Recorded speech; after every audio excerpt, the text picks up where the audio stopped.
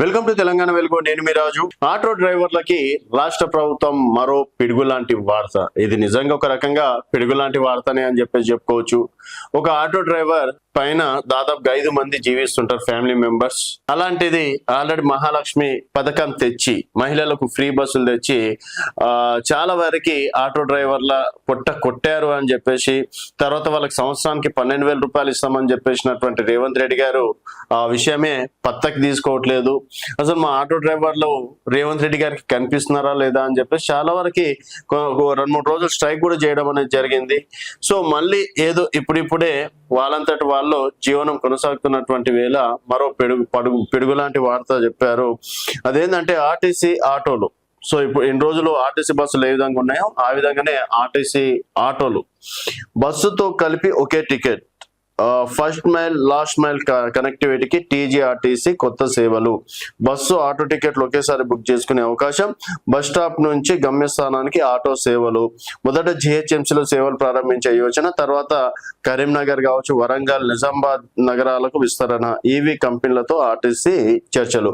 So ఇప్పుడు EV ఆటోలని కొనుగోలు చేస్తుంది ప్రభుత్వం. సో దానికి సంబంధించి ఇప్పుడు ఎగ్జాంపుల్ కాచిగూడలో దిగుతారు అనుకోండి, సికింద్రాబాద్ బస్ స్టేషన్ లో దిగుతారు అనుకోండి జనాలు. సో సికింద్రాబాద్ బస్ స్టేషన్ నుంచి వాళ్ళు ఎక్కడ వెళ్ళాలో అన్నది కూడా టికెట్ అక్కడనే తీసిస్తారు. వాళ్ళు డైరెక్ట్ గా అక్కడ దిగేసి ఆటో ఆటోమేటిక్ గా అక్కడికి వచ్చేస్తుంది. తర్వాత వాళ్ళని తీసుకెళ్లి చేస్తుంది. మామూలుగా ఇప్పుడు ఎట్లుంటది అంటే సికింద్రాబాద్కి వచ్చిన తర్వాత ఆటో డ్రైవర్ ఇంకెవరో వస్తుంటారు కాబట్టి సో వాళ్ళతో మాట్లాడుకోవడం, వాళ్ళు 100, 150, 200 ఇస్తే మనం దించేసి వస్తాం ఆటో డ్రైవర్. ఇప్పుడు ఎట్లా, సో ఆల్రెడీ బుక్ అయి ఉంటది కాబట్టి సో డైరెక్ట్ ఇప్పుడు ఓలా ఎట్లా బుక్ చేసుకొని ఆటోమేటిక్ ఎట్లా కట్ అవుతుందో పైసలు, ఇది కూడా అంతే అనమాట. కాకపోతే ఇది టీజీఆర్టీసీ చేసినటువంటి పని. దీనిపైన మాత్రం ఆటో డ్రైవర్లకు చాలా వరకు నష్టం కలిగించే అంశంగా కూడా చెప్తున్నారు. మహాలక్ష్మి పథకంతో మా పొట్ట కొట్టారు, ఇప్పుడు టీజీఆర్టీసీ తోటి కూడా మా పొట్ట కడతారా? అండ్ కేవలం ఎలక్ట్రికల్ ఆటోలనైనా నార్మల్ ఆటోలను కూడా దీంట్లో చేరుస్తే అంతో ఇంతో ఇచ్చిన వాళ్ళు అవుతారు.